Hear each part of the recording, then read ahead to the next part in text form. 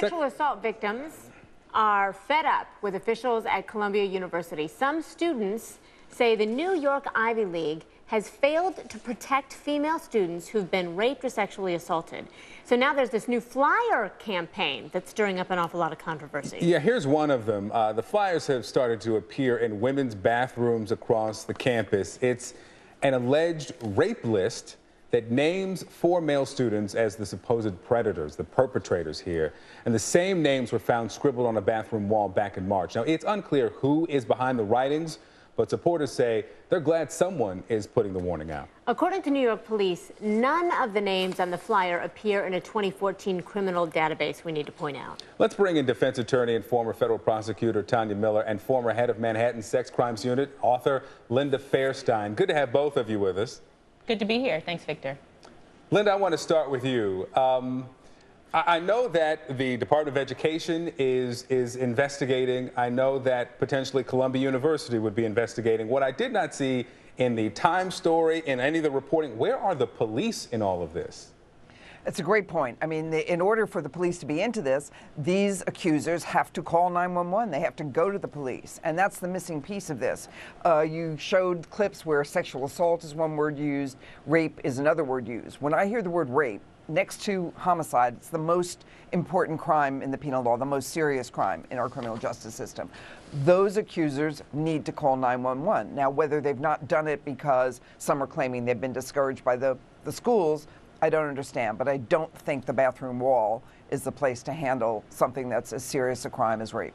Okay, so Tanya, let me ask you, if these male students, if they have committed a crime, is truth a defense for whomever is scrawling the names?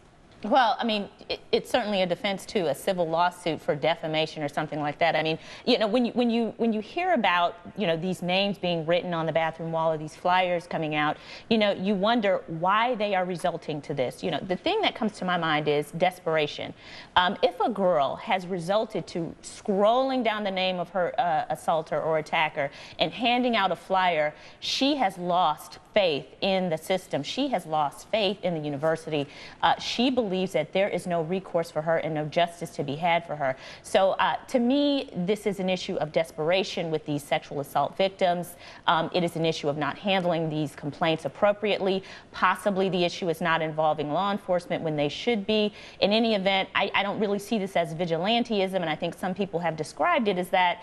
I see it really as a desperate attempt to have their complaints heard and to have the university appropriately respond to them.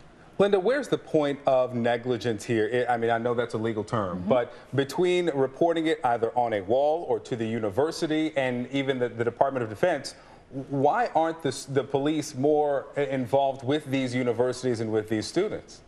The police try to be. I mean, this is the city where I prosecuted. My colleagues run a great special victims unit in the NYPD, in the DA's office. The problem, as Tanya knows, is the federal government, in an effort to do something about the fact that all over this country, campus sexual assault has been of epidemic proportions and has not been dealt with well on the campus. Campuses, I think, are there to educate students. I don't think they're necessarily there to adjudicate these cases. And yet now it's a mandate of the federal government that the school must look into these. So I think there are 3 tiers. These cases, if they are criminal, should be with all of the due process that both sides need, accuser and accused, in the criminal justice system. Meanwhile, the schools must do something to adjudicate. And as Tanya says here, whatever's happened at Columbia has left these students so frustrated and so desperate that they are scrawling on bathroom walls about an issue that's so important that needs to be addressed more seriously on campus and when these cases get to the criminal justice system, certainly there. So Tanya, if this isn't the answer and they still feel like they're not being heard, what do you do? Okay, how would you advise them? Right. So here's the thing.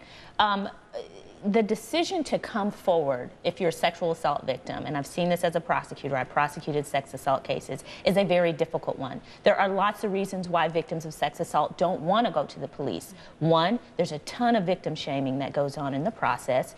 2, you have to be prepared to talk about the most embarrassing, horrific, traumatic experience of your life in front of complete strangers over and over and over again, just to, at the end of that, possibly see that person walk away and go free.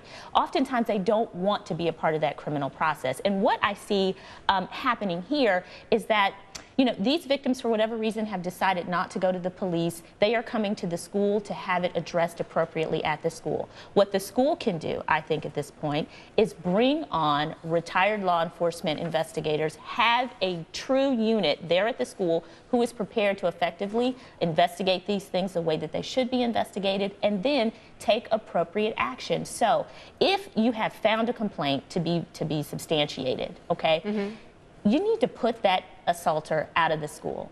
You know, you've heard stories where these assaulters are getting 30 days or semester off or whatever, and then they're coming back, and then the victim has to see them in the dorm. They have to see them in the library. You know, you just need to have some procedures in place so that you can effectively investigate and then take appropriate action so that the victims don't feel like they have to take things into their own hands. Tanya Miller and Linda Fairstein, thank you both so much. Such a great conversation, and we're going to be back in just a moment. Stay close. Thank you.